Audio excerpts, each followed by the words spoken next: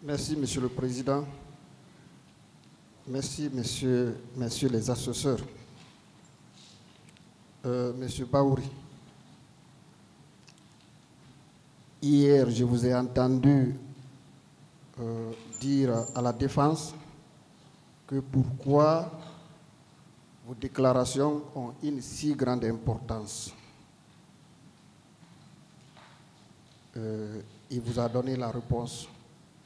Et moi, j'ajoute sur sa réponse qu'effectivement, vous êtes un grand homme politique, un grand intellectuel, et vos déclarations sont toujours attendues. On vous écoute. Merci. Monsieur Baouri, plusieurs questions vous ont été posées par la défense hier avec les suppositions. Si vous aviez respecté l'interdiction, est-ce qu'il y aurait eu ce qui s'est passé? Si vous aviez accepté de reporter, si les leaders politiques, les leaders religieux qui vous ont contacté, vous les aviez respectés, est-ce qu'il y aurait eu ceci, est-ce qu'il y aurait eu cela? C'est très important parce que ça vous a permis de faire votre propre analyse des choses et de porter votre jugement de valeur par rapport à ces questions précédées par si. De même que moi, je vais vous poser des questions avec des si, quelques questions avant de poursuivre le reste. Alors, M. Baouri, si la constitution guinéenne avait été respectée au décès du feu général Lansana Conté, est-ce qu'il y aurait eu CNDD et la prise du pouvoir par le CNDD? C'est la raison pour laquelle, en tant que membre du gouvernement, et comme ministre de la Réconciliation nationale, mon objectif était de faire en sorte que les autorités, l'ensemble des autorités du pays, fassent le maximum pour que nous puissions organiser les législatives avant le décès du général Lansana Conté. Malheureusement, il y avait tellement d'inertie, de pesanteur qui ont fait que les choses ont traîné et ce qu'il fallait éviter est arrivé. Bien. Donc, avec la prise du pouvoir, il y a eu plusieurs déclarations, des engagements qui ont été pris par les autorités du CNDD, parmi lesquels figure l'engagement de ne pas se présenter aux élections futures, ni par le président du CNDD, ni par les autres membres, n'est-ce pas? C'est affirmatif. Bien.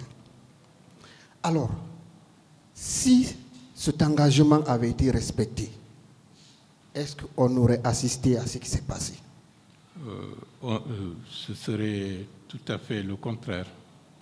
On se serait réjoui et la Guinée aurait pris un autre élan beaucoup plus vertueux. Bien. Je veux avoir également votre avis personnel.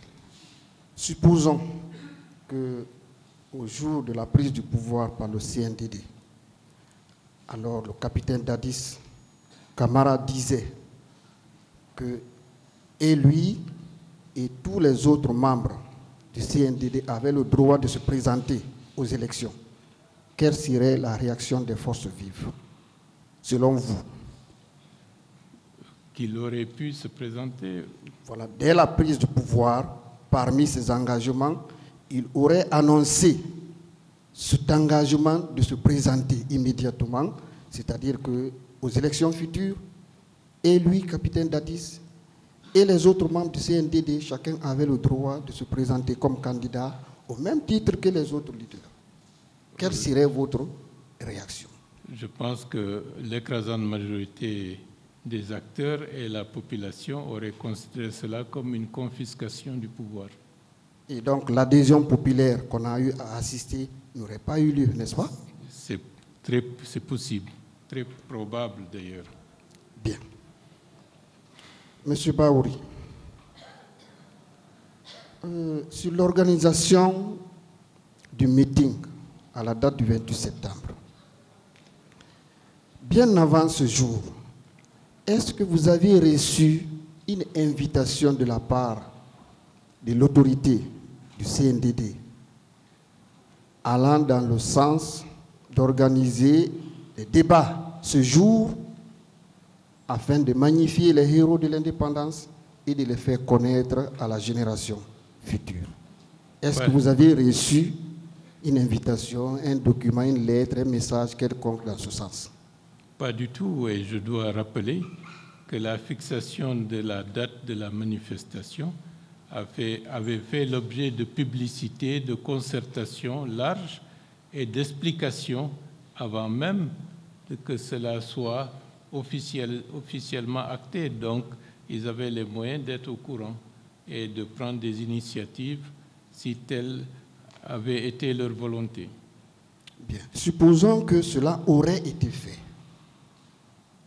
Est-ce que vous auriez refusé de venir faire des débats publics au Palais du Peuple ou à l'endroit qui serait indiqué pour vraiment magnifier ces héros et montrer vraiment leur bravoure à la génération future? Est-ce que vous auriez refusé cela? L'invitation aurait été accueillie avec enthousiasme. Très bien. Et donc, c'est un alibi de dire que ce jour a été décrété et que c'était un jour qui était alors considéré comme le jour où il fallait faire, alors magnifier ces héros. C'était un alibi, selon vous? Parce qu'en fait, officiellement, c'est la date du 2 octobre qui est la date qui est plus commémorée. Le 28 septembre, c'était simplement une journée symbolique dont on parle de temps en temps au passage. Bien. Est-ce que vous saviez qu'au même moment où vous étiez en train de tenir le meeting à Conakry, le CNDD avait également organisé d'autres meetings à l'intérieur du pays, notamment à Guékédou, à Massanta et à Zérégouré, le même jour? Est-ce que vous le saviez? C'est par la suite qu'on l'a su. Très bien. Alors, dire que ce jour était décrété et qu'il fallait que vous acceptiez de reporter ou de renoncer à ce meeting afin d'aller faire un débat sur ces acteurs de l'indépendance, est-ce que réellement, une deuxième question sur ça, n'était pas un alibi? C'était un abus de pouvoir et une certaine forme d'iniquité. Bien. Alors, venons sur le commandant Toumba. Vous avez eu à répondre hier aux questions et cela m'a beaucoup plu. Vous avez dit que ce que vous avez vu, ce que vous avez constaté, c'est ce que vous déclarez ici. Oui ou non? Oui. Bien.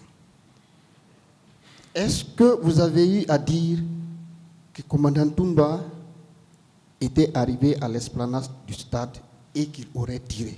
Est-ce que vous avez eu à dire ça? Est-ce que vous avez eu à dire à la barre ici qu'au moment où le commandant Toumba est arrivé à l'esplanade du stade du 28 septembre et qu'il aurait procédé au tir en rentrant au stade? Est-ce que vous avez à dire cela ici? Je ne peux pas le dire puisque je n'étais pas là-bas. Donc, ce que vous avez vu, ce qui s'est passé devant vos yeux, c'est ce que vous avez dit? Affirmatif. Bien. Ainsi, vous avez eu à dire que le commandant Toumba est arrivé devant vous. C'est à ce niveau seulement que vous l'avez vu ou bien il était loin, vous l'avez déjà aperçu? C'est lorsqu'il est arrivé et qu'il était pratiquement face à la tribune qu'on l'a vu. Très bien. Donc, tout ce qui s'est passé avant, vous ne saviez rien? Affirmatif. Très bien.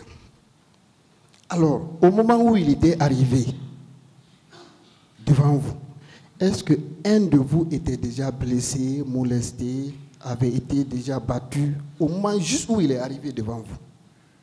À ce moment-là, à notre niveau, avec les coups de feu, les explosions de grenades lacrymogènes, la foule qui commençait à s'égayer. Bon, et certains qui commençaient à paniquer. Je n'ai pas vu de blessés, mais il y avait pratiquement une certaine panique qui s'emparait de tout le monde.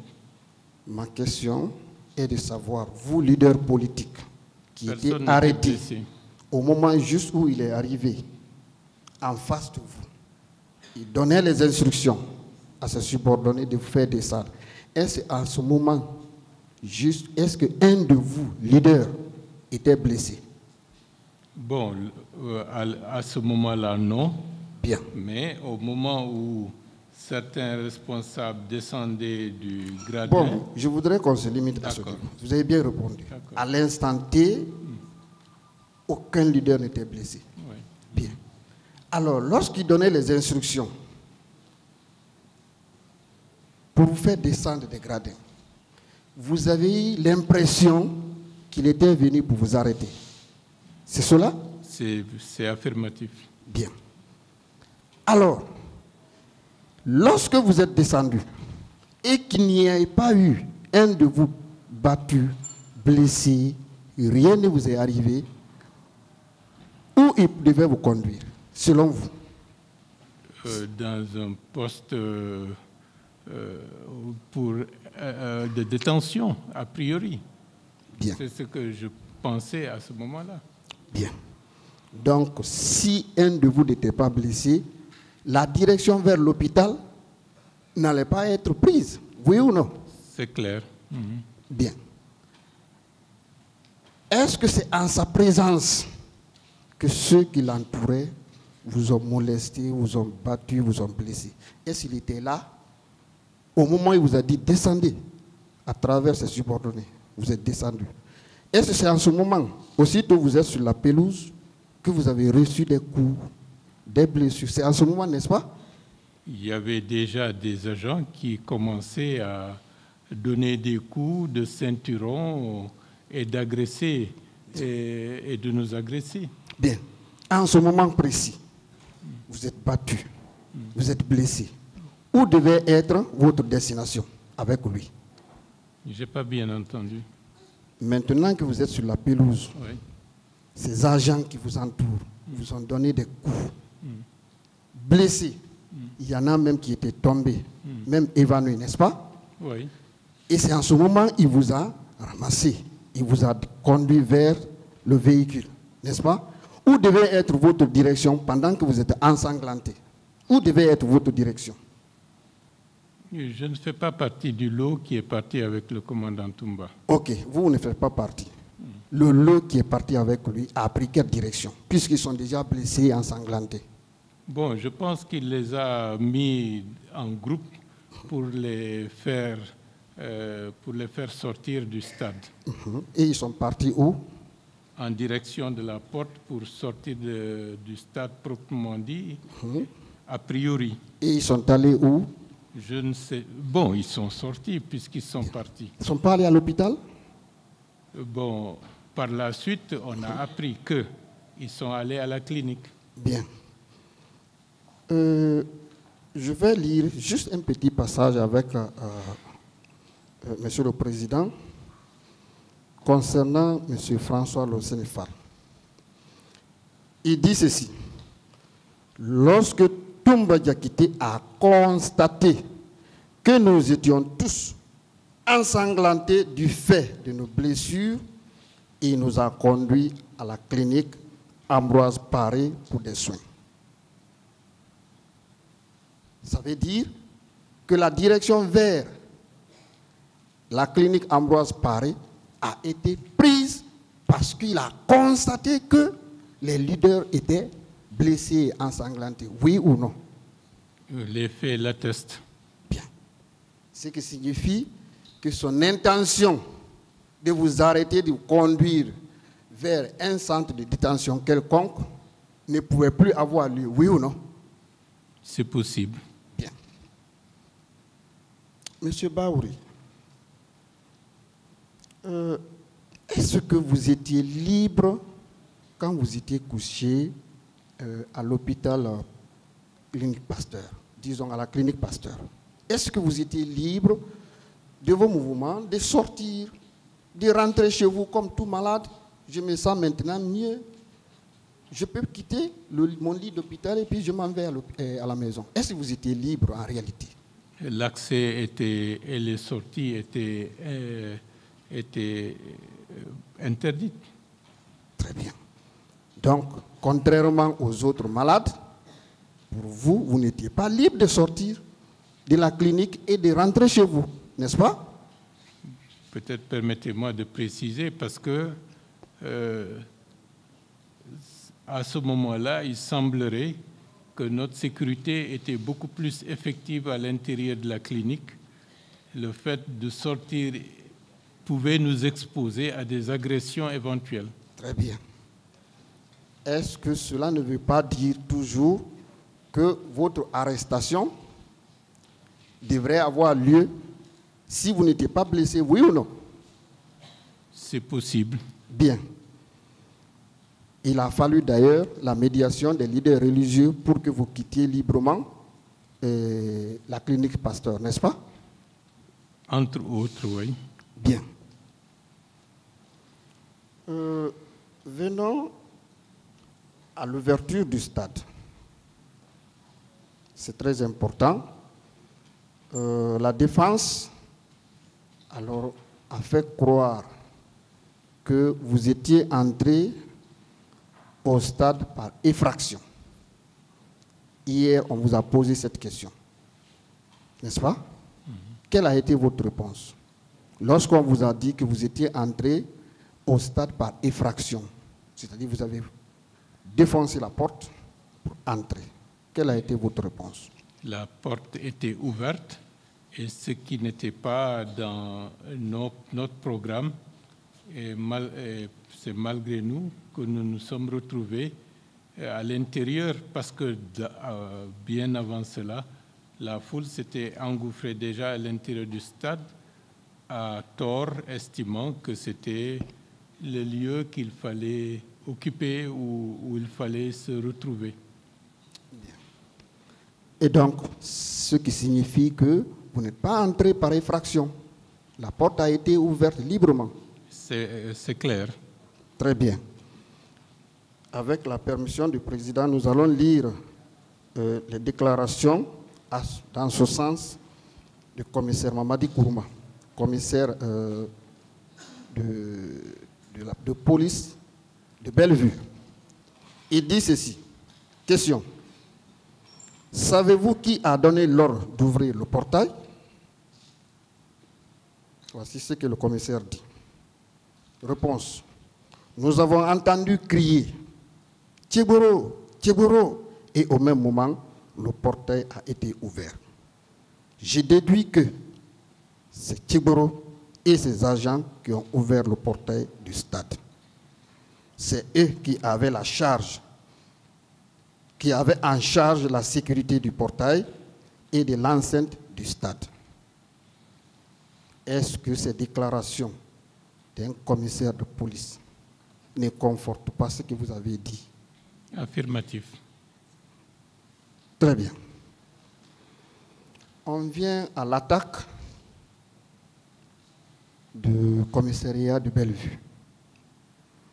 La défense, hier, disait que ce sont des citoyens.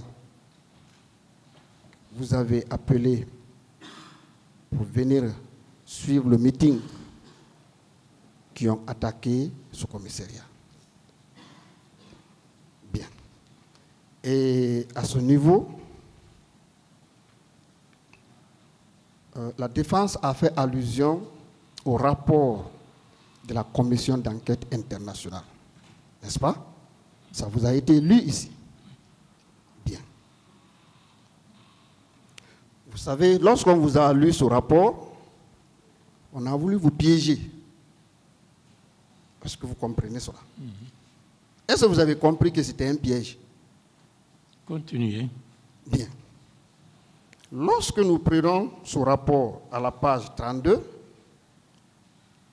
ces expressions sont utilisées sous le titre Grand 2, la réaction du gouvernement face aux événements. Est-ce que vous comprenez ça? Oui. Donc, c'est le gouvernement, ce sont les autorités qui ont affirmé cela. On est d'accord? Si vous aviez ce document, vous auriez lu. Et tous que nous sommes ici, qui avons ce document, on peut le lire. Eh bien, il vous a encore été dit ici hier que cette commission a interrogé 2 civils, 2 personnes. C'est consigné effectivement dans le procès verbal. Mais d'accord, dans le rapport, je vais dire. Oui. C'est toujours sous le même titre. Ce sont les déclarations du gouvernement, des autorités, dans le but de vous imputer donc la responsabilité. Vous avez compris maintenant que c'était un piège? Mais, il y a des réactions. La commission a eu à réagir un peu plus devant. Et avec la permission de Monsieur le Président, nous allons lire quelques passages. Lorsque nous prenons à la page 34, au point numéro 152, il est dit ceci. Les explications des autorités concernant la seconde phase des événements du 28 septembre sont en contradiction sur plusieurs points avec la constatation de la commission.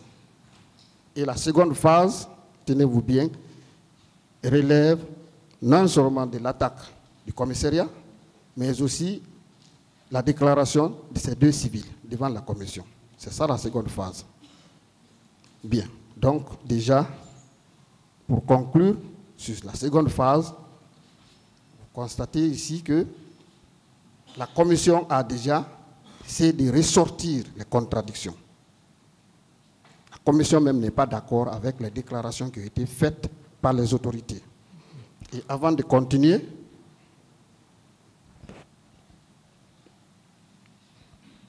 vous allez suivre effectivement que ces autorités n'étaient autres que des personnes qui sont à la barre, qui sont accusées. Il est dit ceci au niveau du numéro, la page 33, numéro 149. Il est dit ceci. Selon les déclarations du lieutenant Toumba et du capitaine Pivi, ministre de la Sécurité présidentielle, il n'y a pas eu plus de 8 bérets rouges sous le commandement du lieutenant Toumba qui se sont rendus au stade. Je m'arrête là. Donc, ces déclarations viennent effectivement de ces accusés. On est d'accord? Oui. C'est la commission. Bien.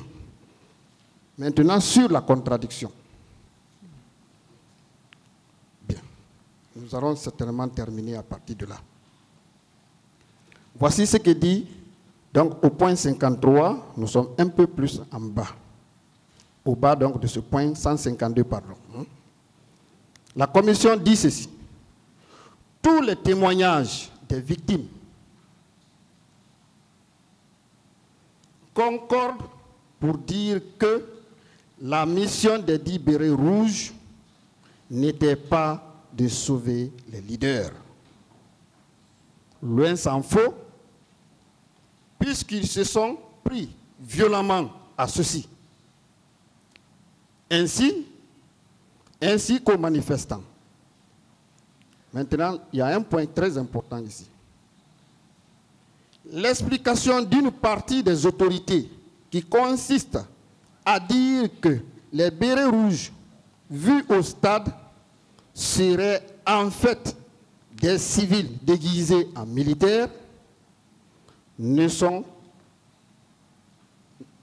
saurait convaincre la commission dès lors que la description faite par les 2 civils, vous entendez très bien, dès lors que la description faite par les deux civils auditionnés dans les locaux du commandant Thiegoro sur les deux interventions au stade ne correspondent pas aux détails des faits attestés par de nombreux témoignages recueillis. Vous avez compris maintenant la conclusion par rapport à ça, à la déclaration, à l'audition de ces deux civils. C'est des personnes, en quelque sorte, qui ont été déguisées pour venir les faire entendre devant la commission dans le bureau du commandant Thiegoro. Vous êtes d'accord avec la commission? Bien sûr. Très bien. Pour conforter en dernière position, donc les déclarations donc, de cette commission, nous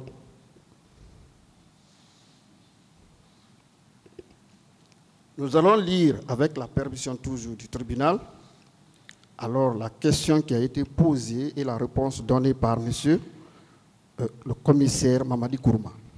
Il dit ceci. Question. Avez-vous identifié ceux qui ont attaqué le commissariat? C'était lui qui était le commissaire de ce même commissariat. D'accord? Il répond. Selon les informations, c'est des gens planifiés par l'autorité de la présidence et habillés en civil qui ont attaqué le commissariat. Leur taille moyenne variait entre 1,60 et 1,60 mètres, 70 mètres, tous en culotte et crâne rasé.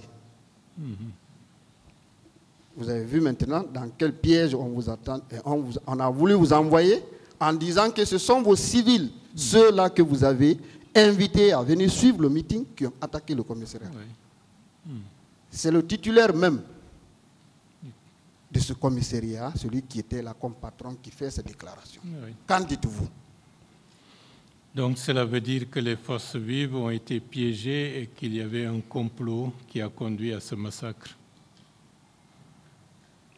Je vous remercie, Monsieur le Président. Merci, Monsieur Baouri. Merci.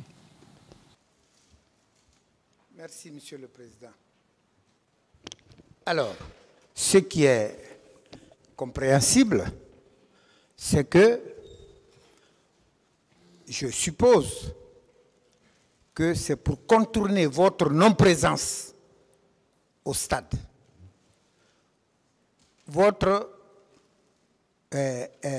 Le fait que vous n'ayez, jusqu'à preuve du contraire, donné aucune instruction à qui que ce soit, qu'on laisse les événements du 28 septembre pour aller dans des débats qui n'intéressent pas ce tribunal.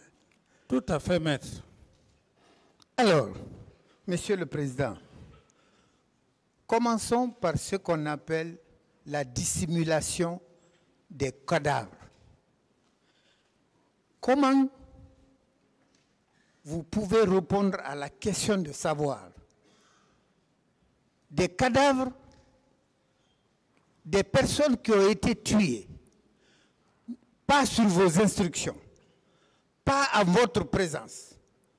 Comment les auteurs de ces atrocités peuvent alors revenir à vous pour vous demander qu'est-ce qu'il faut faire des cadavres? Ça, c'est possible? Ce n'est pas possible, maître. Pourtant, on vous dit qu'il faut expliquer comment, qu'est-ce que vous avez fait des cadavres. Vous avez vu un seul cadavre? Non, maître. Très bien. Alors, Monsieur le Président, on est même allé hier, c'est encore frais dans ma tête, que vous avez tenté d'éliminer le commandant Aboubakar Toumba Diakité. Entre la charité et l'Église, qui doit se moquer de l'autre? Vous avez la preuve que M. Boubacar Toumba Diakité a essayé, il a tenté de vous éliminer. Oui, maître. Alors, quelle preuve donne-t-on de votre part pour dire ou affirmer que vous avez voulu éliminer Toumba Diakité. Ce sont des hypothèses, des imaginations, de l'utopie. Très bien. On vous reproche le fait d'avoir voulu conserver le pouvoir et que c'est votre entêtement à la conservation, passez-moi l'expression, hein, entêtement, c'est peut-être pas... Oui, maître, Voilà, je vous suis attentivement. Je n'y pense pas de péjoration pour vous, Oui, maître. s'il vous plaît.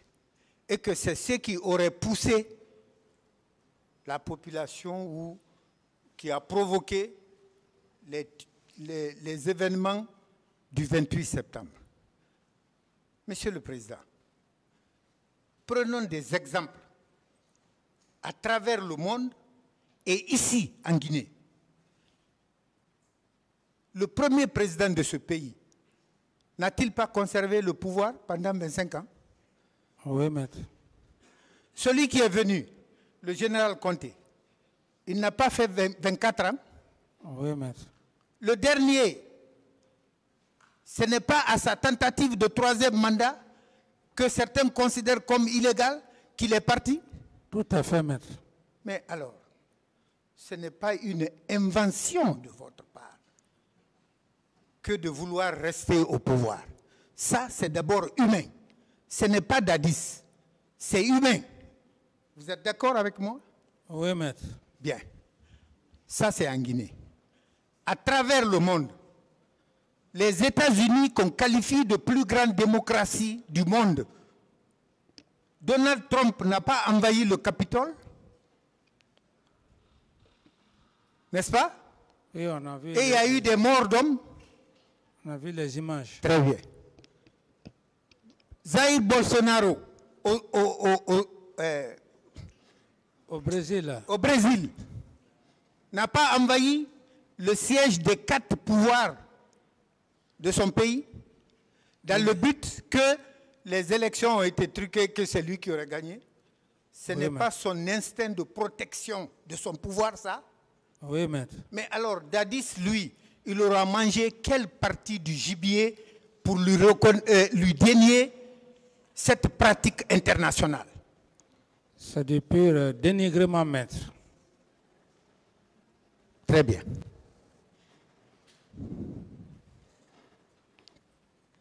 Les termes comme commandant en chef des forces armées, comme premier magistrat de la République, comme chef suprême des armées,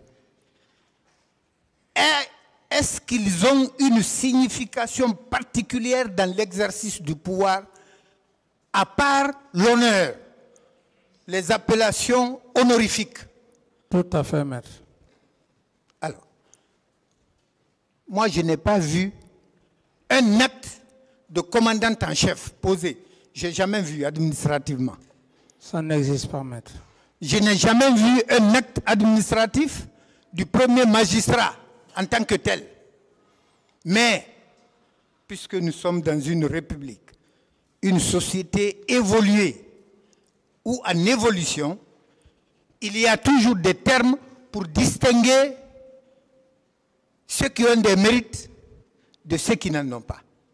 Mérite pas dans le sens de l'exploit, mais mérite dans le sens de l'occupation des fonctions d'État. Bien. Monsieur le Président, Oui, maître.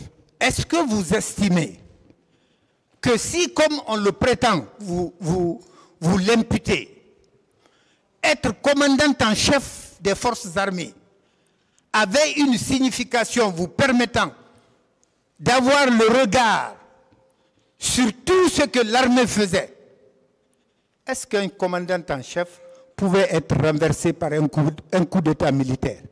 Non, maître. On disait Alpha Condé était le commandant en chef des forces armées. Ce n'est pas un coup d'État qui l'a renversé? C'est pas ça? Alors, pourquoi ce qu'on n'impute pas à vos homologues, on veut vous imputer ça à vous? Parce que vous êtes qui? Juste, maître, comme je le dis, un harcèlement pur et simple parce qu'ils n'ont aucune preuve à date. Alors,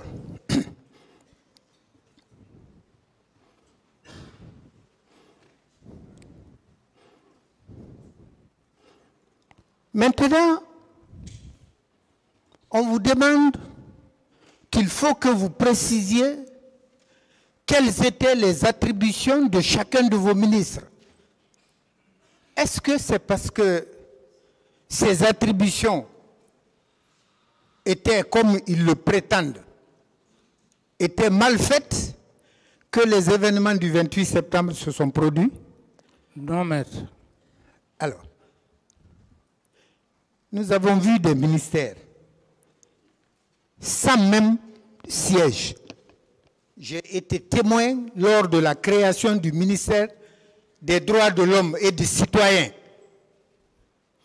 Il a fallu des mois pour le localiser dans le vieux bâtiment en face de l'ancienne mairie de Conakry, ici. Il n'avait pas de bureau, il n'avait pas de budget, il n'avait même pas de véhicule de commandement. Cependant, ça marchait.